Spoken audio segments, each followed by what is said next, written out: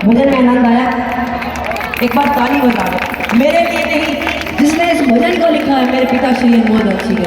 क्योंकि साहब भजन ऐसे नहीं लिखे जाते, जब बाबा खुद पकड़ते हैं ना कलम तब भजन लिखे जाते हैं, भजन चुराए नहीं जाते, भजन लिखे जाते हैं। एक बार जोरदार ताली मेरे। हमारे 14 भजन यूट्यूब चैनल पर रिलीज हुए हैं और वो 14 के 14 भजन मेरे पिताश्री चरणबड़ी रमनसी जी ने लिखे हैं, जिसमें कोई जादूगर गड्डी जंगली छलांगा मार दी और रिंगस के मोड़ पर भी इन्होंने लिखा है। अब ये भजन रिंगस के मोड़ पर मैंने अभी 4 महीने पहले लिखा, जब इनकी मदर की डेथ हुई 26 अप्रैल को। हम दिल्ली में कीर्तन कर रहे थे और पीछे से मेरी पत्नी इनकी मदर की डेथ हो और हम तीनों बाप बेटा डिप्रेशन में चले गए। और डिप्रेशन पे जाने के बाद जो हमारे रिलेटिव थे वो फ़ोन पे बोलते थे कि 50,000 डाल दे पेटीएम, तो डिप्रेशन में आदमी होता रहता है और इमोशनल हो जाता है, तो मैं डाल देता था और ऐसे ऐसे करके मैं लगभग 4 लाख रुपया बांट दिया। और जब मैं 2.5-3 महीने बाद उन्होंने मुझे बाहर निकाला डिप्रेशन से कि पापा ऐसे हम ख़त्म हो जाएंगे, मम्मा तो चले गई, तो बाहर आकर पता लगा मुझे डिप्रेशन से कि मैं इमोशनली अपने रिलेटिव में पैसे बांट चुका हूँ और जब मांगे तो फिर इधर उधर मिले नहीं।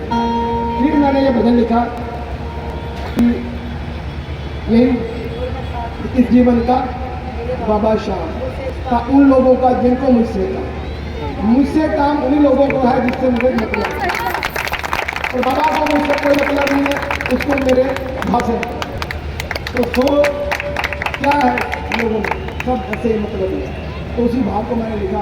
अब 6 महीने हो गए, खुद ही आटा बना रहे हैं, खुद ही फुलके पका रहे हैं, कोई आ रहा है कुछ, कोई सपोर्ट दिन आए थे सभी कुछ। तो मेरे कहने का भाव ये है, मत मैं देखो हम तीनों 4 लोग थे, मेरी पत्नी और हम, और इनको गाते गाते 8 साल हो गए, लगभग 8 साल। 8 सालों में हमने कम से कम 250 से ज़्यादा शहरों का भ्रमण किया। मैं सही करता, बाबा ने जहाज की सवारी करवा दी, बहुत दिया बाबा, बहुत कृपा। पर मैं ये सोच कर हैरान हूँ कि गलती कहाँ हुई बाबा जो इतना बड़ा मुझे दुख दे दिया। पर मैं सोचता हूँ जब हमारे घर में बात होती है तो हम बोल पीते हैं, अरे बाबा कृपा कर दी, जब देने वाला वो है तो लेने वाला वो है, फिर दुख किस बात का, चलो संतोष है। पर मैं उन लोगों पर हैरान हूँ कि मैंने कुछ नहीं किया तब उसने मुझे ऐसे दिया, तुम जो कर रहे हो तुम्हारा क्या होगा यार। इसलिए दुनिया में सबसे बड़ा पाप किसी का दिल दुखाना है, किसी का हक मारना। आप आदि खाइए नहीं पर ना खाइए, पर किसी की छीन कर मत खाइए, साहब पीड़े खत्म हो जाएगी, पता नहीं चलेगा। बोले खाटू मेरे श्री।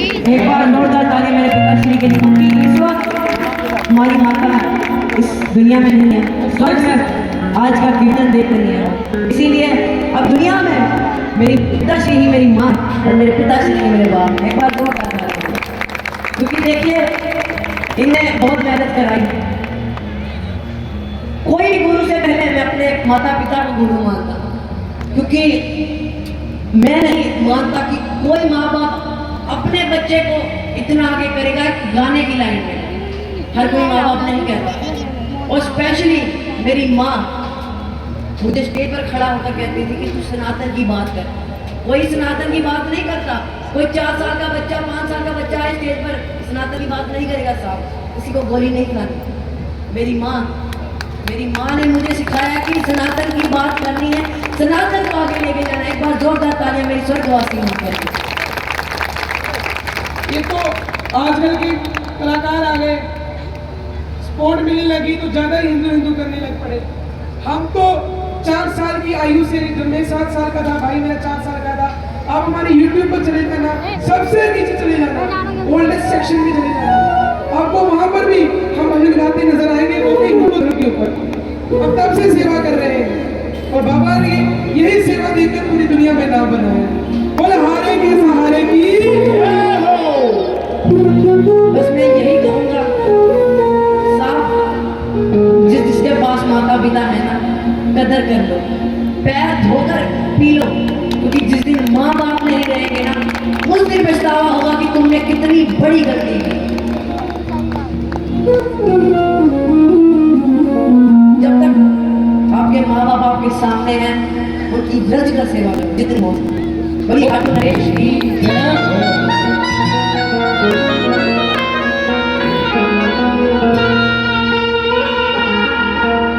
गड्डी जाती है छलांगा मारती